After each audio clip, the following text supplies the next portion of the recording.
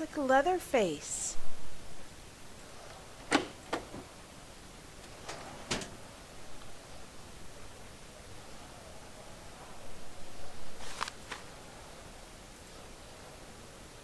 Fires. Bradfield's District Court has re-examined the affair of the fires of the night of 2nd May 61 in the light of the arrest of suspect Jack Souther on 15th January. The court has today passed its sentence 6 months jail for the offender.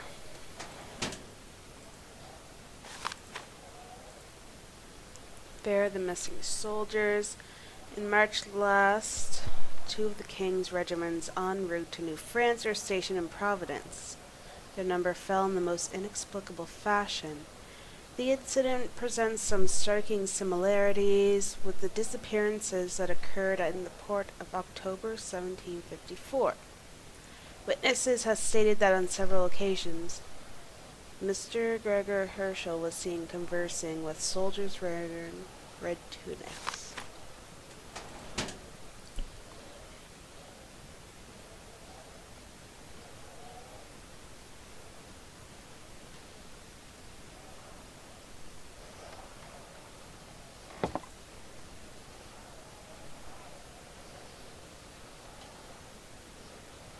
What am I doing up here?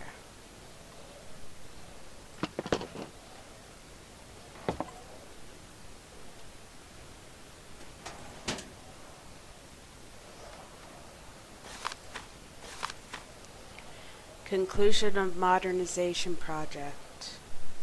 On 27th November last, an inaugural ceremony was held at the town hall attended by Governor James Eastman and David McLeaner, owner of the Gazette, as well as a large proportion of the town's business community to celebrate the finalization of the Central Avenue modernization project. Alongside the governor was Mr. Gregor Herschel. This Providence shipowner was also known for having privately financed ventures of public interest. He also helped to reconstruct the Great Bridge after the storm of October 1713. The municipality has approved the project, and work is due to start as soon as funds are made available.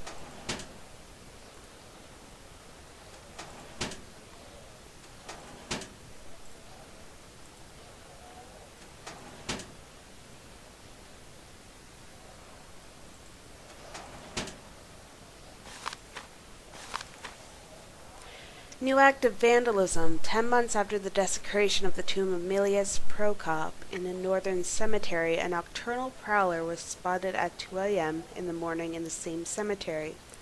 The witness, night watchman Robert Hart, saw a man carrying a lamp and a trowel. When he rushed to confront him, the intruder made his escape via the road.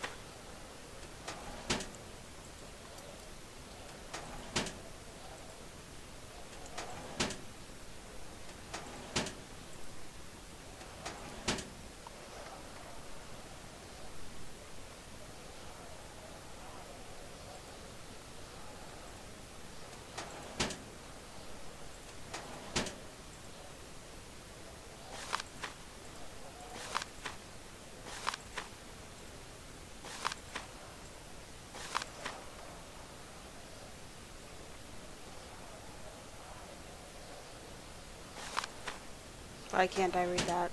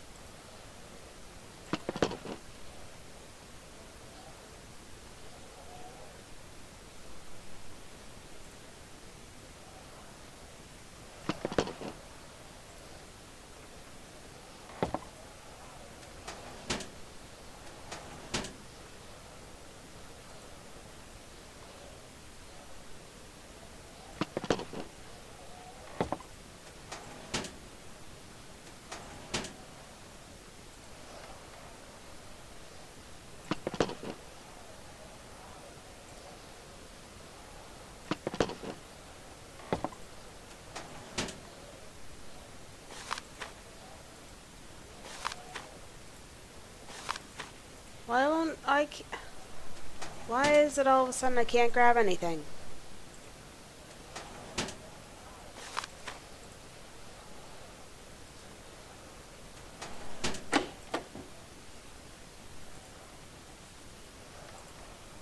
Good day, sir. Excuse me for interrupting your work, but do you have any articles in your archives about a fellow named Gregor Herschel? It's surprising to see how Herschel still provokes a lot of interest today, but tread warily, for his is a tale of madmen.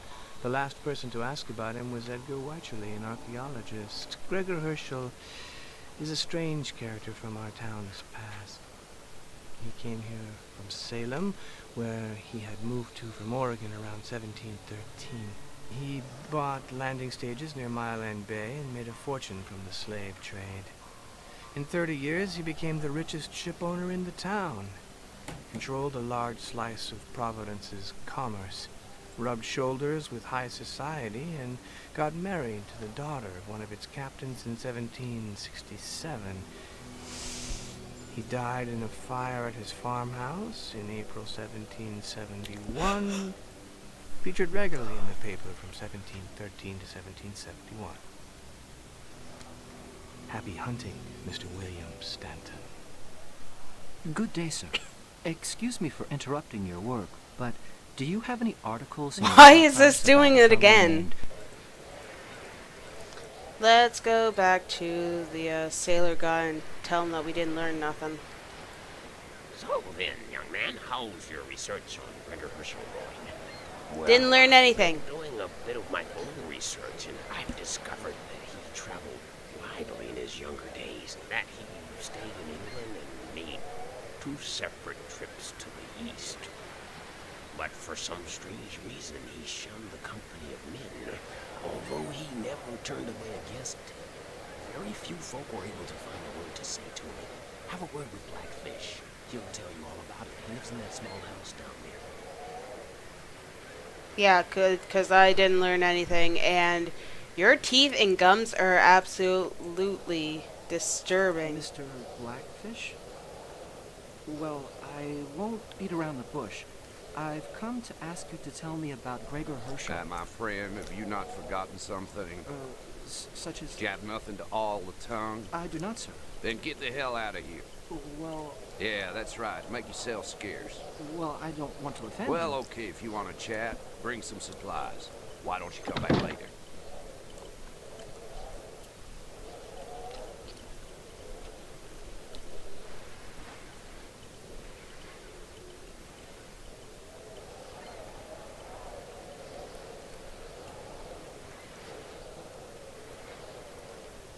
Okay. He sounds like an alcoholic.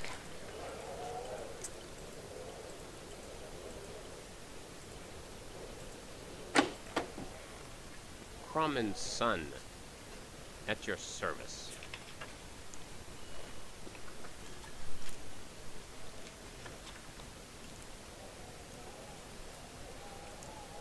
What can I buy for an alcoholic?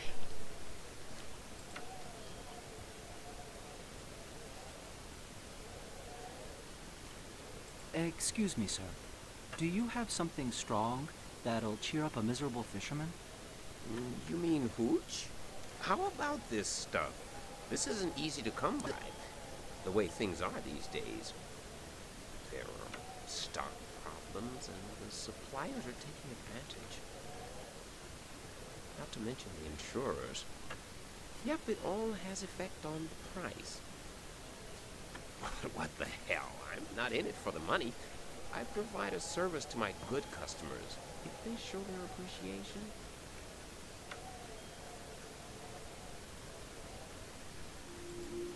Do I have to give you more money? Here, will that be enough? Well, I'll be damned. You are a good customer, sir. I like people who show their appreciation. If you're in need of anything else at all, my pleasure, sir.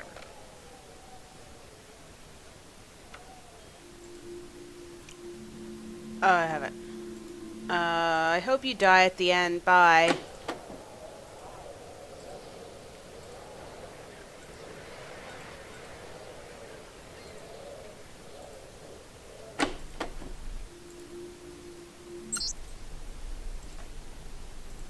Y'all got the firewater, lad?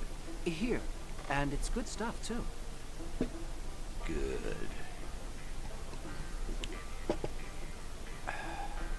So, do y'all know that at the time terrible things were being said about Gregor Herschel? He wasn't one to shy away from crime, and he must have made masses of dough. Everyone here has their reasons to look out for customs, my lad. At the time, the local businessman wanted to make a fast profit at any cost. Vessels would arrive in the bay at night, brigs and caravels overflowing with contraband, and secretly come ashore. You get the picture. Except that his cargo consists of blacks from Guinea. They used to unload them to the north of Pawtuxet. There was a prison down there, a big stone building. At first, everything went fine. He wasn't the only one doing it, see? Except that one day, it wasn't just blacks. On that day, the Navy were out for blood because of a Coast Guard ship that had burned. The Liberty. They spied a big merchant ship with its lights doused, heading for Nakian Point. They followed it, then boarded her. Ah, good God. I'd like to have seen the face of the customs officer when he saw the cargo. It was Egyptian mummies. I'll bet he was well annoyed, because of course, they were not illegal. As for the mummies, no one knew what they were for, my lad. You see what kind of things he was up to. Mummies, huh? What a strange thing to smuggle. That ain't the half of it. You know, the strangest thing of all was how often they used to replace his sailors. One crew would go on shore leave, some of them were laden with goods, and when it was time to sail again, there were always 2 or 3 men missing. Sailors are superstitious beggars. The tough sailors from the slave ships, pirate vessels, and the huge brigs, Brown, Crawford, and Tillinghast, would make the sign of the cross when they saw the old man going into his warehouse in Doubloon Street. His mates and his captain detested him. They were tied to him by the grip of fear. Nobody wanted to sail with him no more. His crews were made up of mixed-race sailors from Havana, Martinique, and Port Royal. Oh yes, the Port of Providence has seen goings-on strange enough to make your blood run cold. Not more than 1 month later, 3 likely lads, not the type to miss a voyage, were due to set sail on the Gaita. They'd been seen the night before, but the next day, not a trace. The sheriff turned up with his deputies, the redcoats, and they took the place apart looking for alcohol. That's right, they didn't give a damn about the lads. Then Smith was asked to put a notice in his newspaper, but there was no response. I'm pleased you take an interest in these things, but you need more detail to get a clear picture. Tell you what, I know a lad who can tell you all you need to know. Arthur Prokop. At this time of day, you'll find him in the Royal Standard. It's 20 yards back towards the church there. Tell him I sent you. Thank you, sir. I'll find it. See you again, sailor. Well, shit, look at that. I got myself a wild goose chase going on. Guess I should probably follow it.